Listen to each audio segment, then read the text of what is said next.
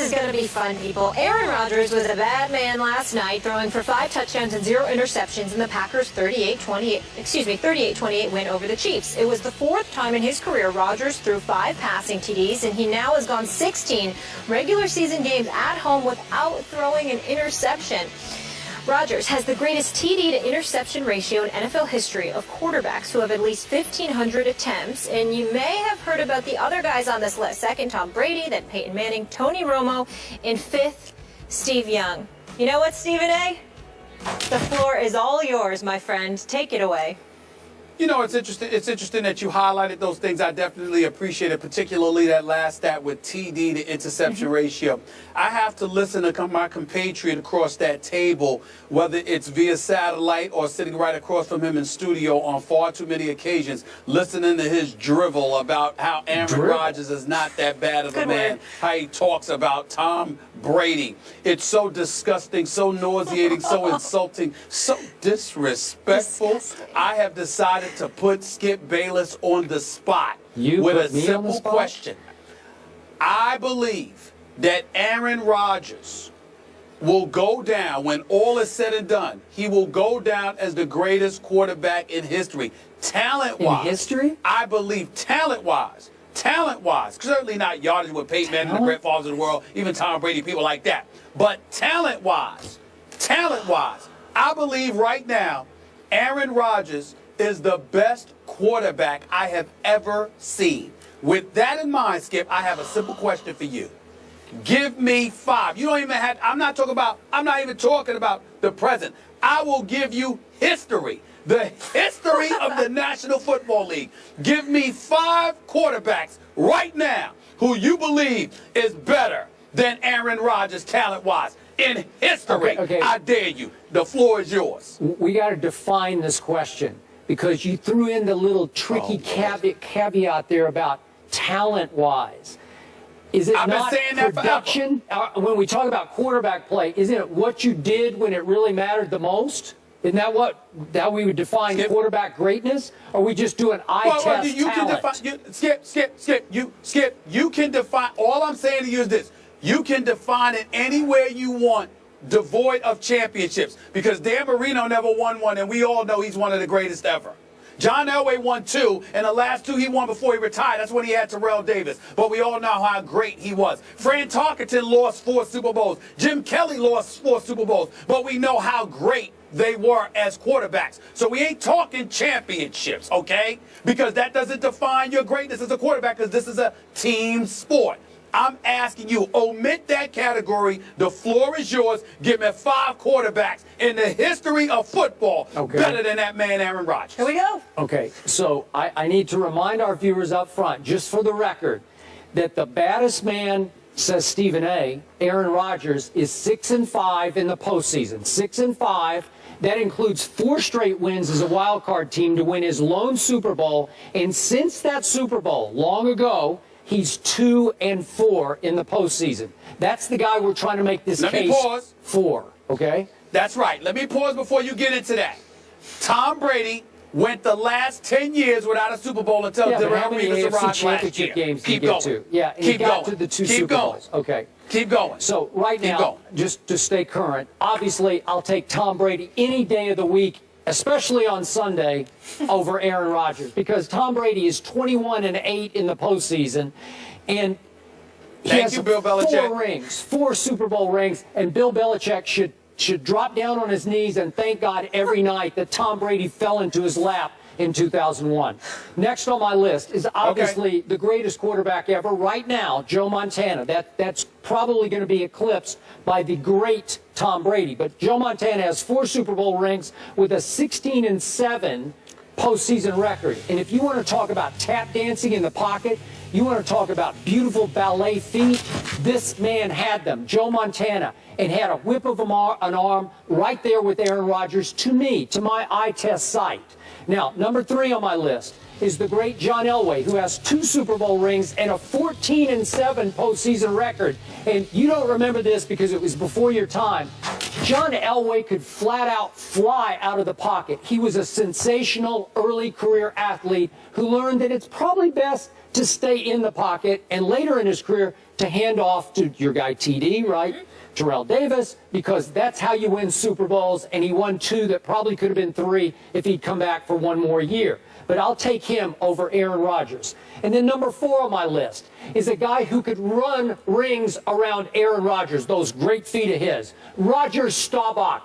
As clutch a quarterback as I've ever seen. If I have one game for my life, I want Roger Staubach to start that game.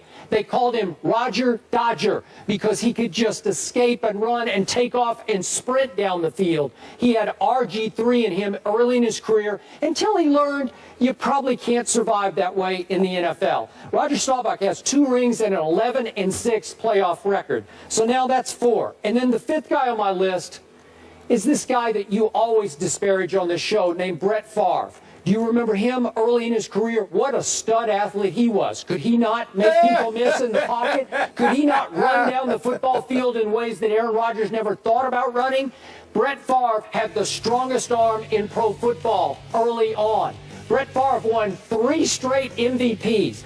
Brett Favre did win only 1 Super Bowl, but at least he's 13-11 in the playoffs, which I think is a little better than 6-5 that Aaron Rodgers has right now. Maybe someday Aaron will get to 13-11 because that's the track he's on. But I'll just throw in Brett Favre because you're talking about talent, pure talent.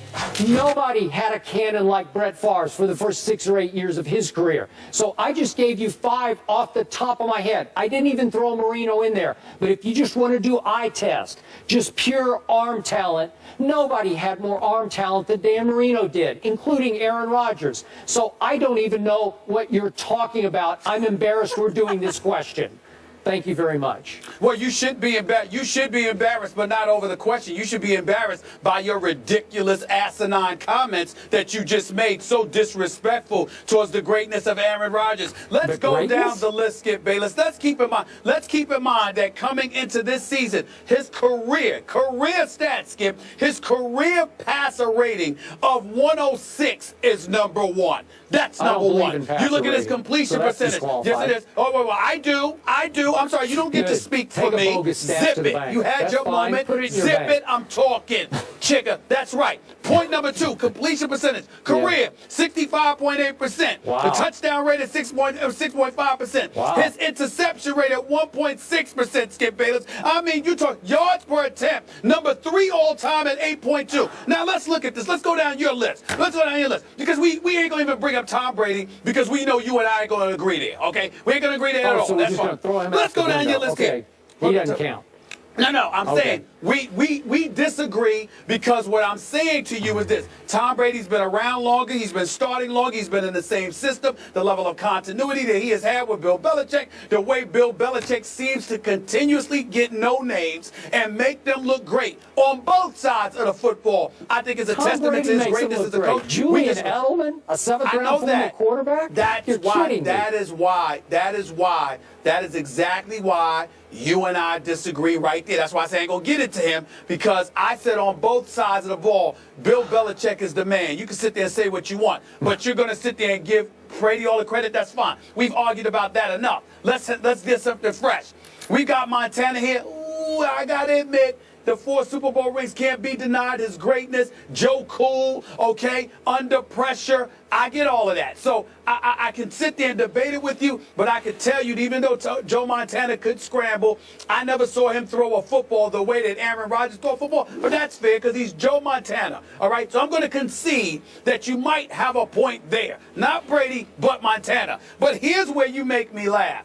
Elway wasn't as great as he was, and no disrespect to Elway, as great as he was, even you were willing to admit that we didn't see the Super Bowls until Terrell Davis arrived. Not to mention the fact that whether it was because he was throwing too hard, acting like he was playing outfield for the New York Yankees instead of quarterback for the Denver Broncos, there were some times when John Elway, this completion percentage wasn't that high, where receivers may have been dropping his passes, and there were times he didn't produce.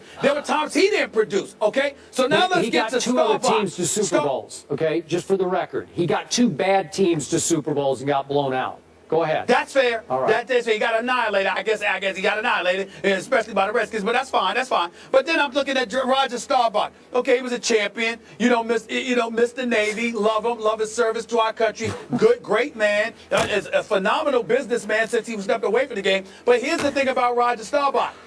22,000 career passing yards. Okay, are you kidding me? You could talk about what he did. His numbers don't even compare. And by the way, he was buffered by the doomsday defense of your Dallas Cowboys. Let's not forget that. Plus, he had great players with them, the Drew Pearsons of the world, the Tony Dorsett's of the world.